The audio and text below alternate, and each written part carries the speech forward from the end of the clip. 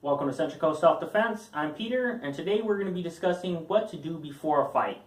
Personally, I believe that in a self-defense situation, the most important thing is what you're doing a couple seconds before the fight happens. If you're being aware of what the person is doing, and you're paying attention to their body language, and you're paying attention to your routes of escape and what your plan is going to be, and you're calm and being aware of what's going on, chances are you're going to be okay.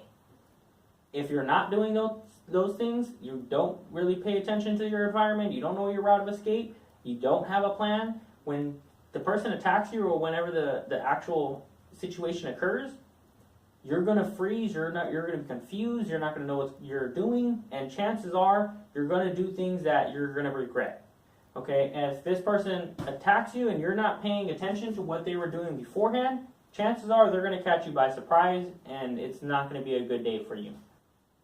So with that in mind, I did speak to an instructor about it. Unfortunately, due to the very poor video quality and sound quality, I'm not going to be able to show the full clips of that, but I will leave a little clip in here just to let you guys see what he was talking about. One of the questions I asked was, what is ideally the best range to keep before the fight occurs? He recommended about this far away. He said about a leg and a half, and said the reason is if this distance, somebody's going to have to really cover a lot of distance to come in with attacks. Even if they have a weapon and they try to come in, it's still a lot of distance there that it's going to be very simple for you to just maneuver away, back away, or whatever the case may be. If they try to rush in, if I'm here and this person tries to rush in about this much, I can easily kick them to keep them away. Okay, and that's a very simple kick to do. Watch one of my other videos, I just did one about it. The back leg, if you're like this, you're going to turn to pivot it out this way, so it's going to be here, and throw that kick out. Okay, and this just thrusts into them by moving your hips in. Alright, so a tip for this, if you're at that ideal range, you're going to want to keep your weight on the back foot, not in the center like this, not in the front, but on the back foot. Not much of a difference with what the person's saying, but this foot, I have virtually no weight on it. This allows this foot to just come up quickly. So if the person were to rush in, again, I'd be back here, but if they rushed in this much of a distance, it's right here, it just comes pretty quickly. If you want to practice this with a partner, which is something I would recommend, is having the person come near you. You're going to be on your back foot just like that, and when they attack in at you, you're just going to bring your leg up and throw the kick out. Okay, now if you're doing it with a partner, you don't want to hurt your partner, you just come like this. The most important thing is getting your knee up. If you have this knee up, that's a barrier. This can go at their kneecap, can go at their hip here to crumple them over. It could go a little higher to their stomach area right there, the solar plexus, to knock the wind out of them and push them back. Again, it's mostly to keep distance and just prevent that initial haymaker, that initial sucker punch, that surprise attack. You're just trying to stop that, and then you can deal with the situation after that, whether it's coming in with strikes, whether it's evading, just depends on the situation. So if you don't have a partner, another thing I could recommend is getting some type of alarm that's going to go off every 10 seconds, every 30 seconds, something like that, and just beep, beep, beep, beep, and just do it. It could just be that you're just practicing just getting the kick out quickly, just right against a heavy bag, or against just shadow boxing, and I do recommend doing this from time to time at least in clothes you normally wear. If you always train in your gi and your workout clothes, it's a much different feel when you got jeans and a t-shirt and you got your shoes on, especially if you're wearing like skinny jeans or anything like that. It's going to be a completely different feel. So you don't need to train like this every day or even very often, but you do want to do it from time to time to at least see what it would feel like, because you may want to modify the way you would fight on the street based on the way you would fight in a gym, because it's simply from your clothes. It makes a big difference. So the next thing I'm going to talk about is, what if you can't get this range, right? There's plenty of reasons you can't, right? Imagine if you're trying to protect a relative, a spouse, a child, whatever. This person is not, maybe they're not angry at you, but they're trying to attack this other person. And you're stepping in the middle like, hey, calm down, hey, you got to chill out, whatever. And you're trying to calm this person down, and as a result, they start turning on you. Could happen at a bar, at a club, you're sitting right next to the person, it's pretty common. Okay, now another thing he did mention is he's a Marine, and he was talking about how he spent some time in the Middle East where people get up close like this, and to them that was normal. He was talking about how in America it's common, to talk to somebody about arm's length and carry a conversation about this distance, but in other countries it might be common to talk close range like this. In a lot of hostile situations, if a person is getting angry with you, it's pretty common for them to try to step in your face and try to, intimidate you. For whatever reason, if you can't back up, things get a little bit tricky when they get this close. Okay, so when they are this close, it becomes difficult because right here, I can throw a knee.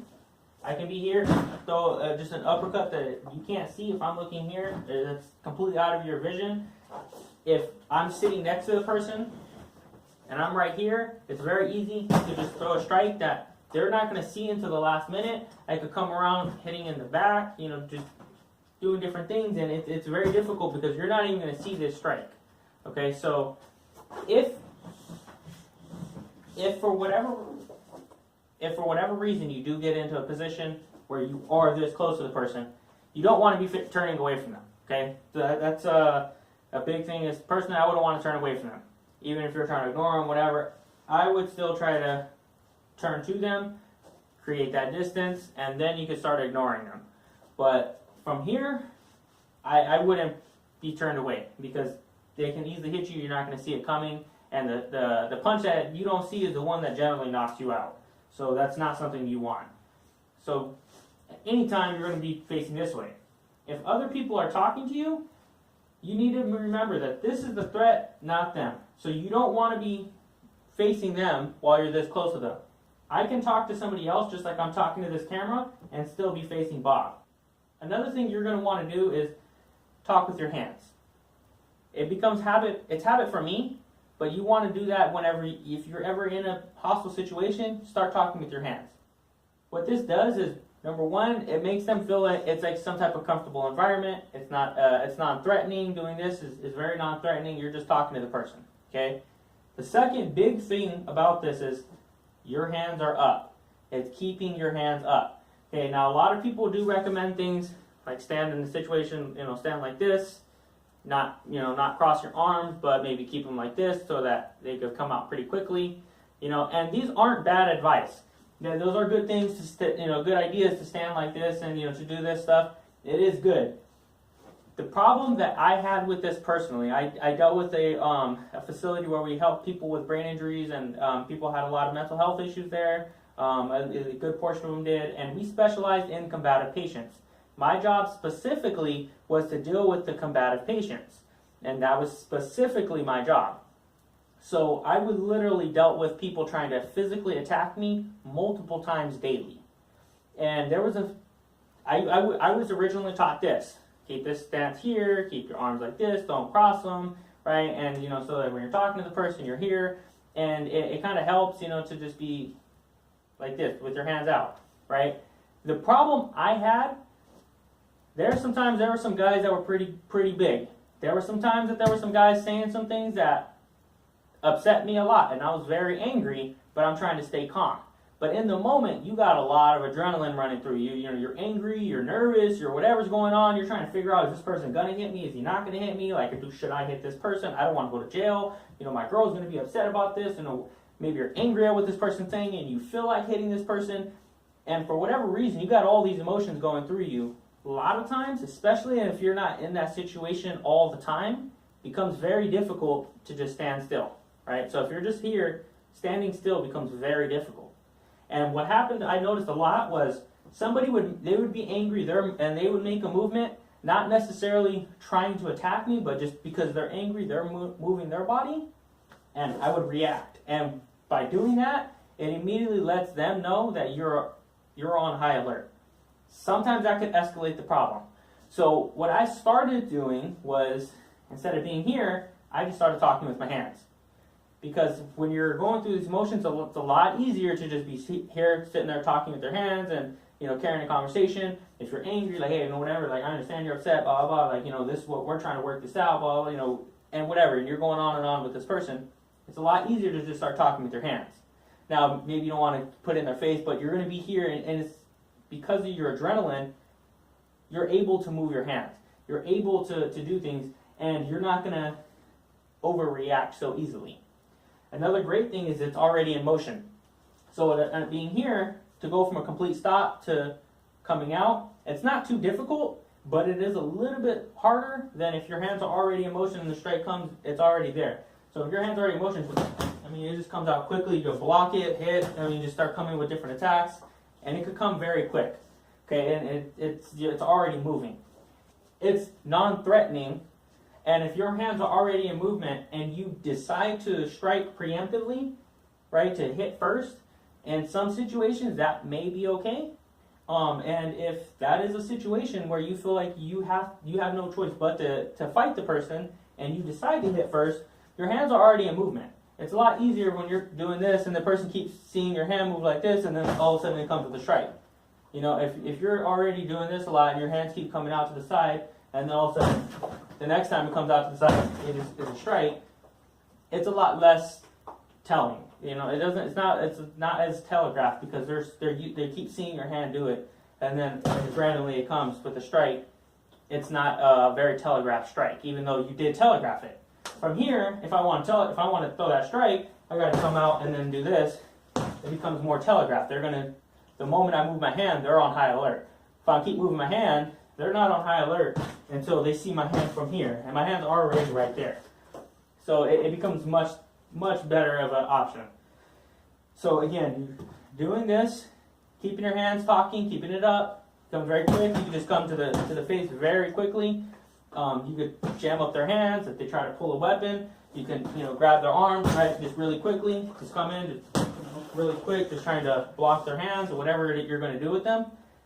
And there's a lot of other things you could do from there.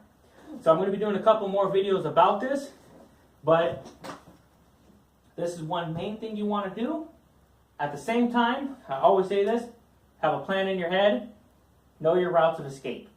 If you're looking to escape, you should know, I need to go this direction, I need to go that direction, whatever you want to do, start inching your back to your route of escape. If you put your back towards your route of escape, it allows you to, okay, all right, man, all right, good, all right, yeah, I'm just whatever. If you keep backing away, walk off, you're going to your escape. If I have to escape and my route of escape is over there, and I start backing off and he begins coming this way, I'm screwed, because now I have to go through this person to get to my route of escape. And it's just going to prolong this whole argument. The longer this lasts, the more likely I'm going to get harmed. And that's not something you want. So you want to start inching your back to your route of escape, talking with your hands. Again, ideally getting to the situation here. So if you need to continue this conversation, you might be able to back up a little bit, be here, and many times you're going to have to continue the conversation. Just depending on what the situation is. I know there's plenty of times I couldn't just walk away. Again, that was my job, but maybe that is your job too. Maybe whatever the situation, you need to continue talking to the person. If you need to continue doing that, being a distance from here is perfect. You could easily back away, all right, whatever, be talking with your hands, back away, get to this position, and you're good. Okay, now from this position, again, practice that drill here with the partner. Being here, you want to practice with, again, you can do it with the partner being like here, and just have them try to touch your face or touch your shoulder. So just being here, just try to touch your shoulder, try to touch your face, and you're just tapping like almost like a tag. When the person makes that movement, if you're already here talking, when they make that movement, boom, you're trying to stop it. Make that movement, boom, you're going to stop it. And there's different ways of doing it for the time being when you're practicing with the partner. Simply just put your hand there and maneuver away. Put your hand there and maneuver away. Okay, now there may be better ways of doing it. If you know better ways, go for it. If you want to, throw a strike or whatever it is, go for it. But again, you're not going to hurt your partner. You're just, trying to stop the punch. The purpose of it is to get you to be able to react and get this person here being able to just quickly, right, they want to do it fast. But it's just a touch. Right, I'm not trying to hurt the person. And again, you're just touching the face, maybe touching on the chest, right, the neck area. And this person can just be here, and you're going to try to react to that. So it's going to be difficult at first. After doing it a few times, you should build up practice to being able to just react. especially when your hands are in movement. You could try that with your hands down. You could try that with here, the different stances, and tell me which one in the comment section. Tell me which one worked the best for you. For me personally, it's moving my hands. When I'm talking, carrying a conversation, I'm maneuvering around. If my hands are already up and then they make that movement, it's a lot easier than if I'm here, or if my hands are down. Obviously, hands down is probably going to be your absolute worst. But try it out a couple times. Leave a comment in the section below. Tell me what you think about it. Make sure you like the video and check out my other playlists. I have quite a bit of techniques, concepts, and a couple of workout videos that are going to be going up. So, yeah, check out my channel. This is Central Coast Self-Defense, and I'm glad to have you on.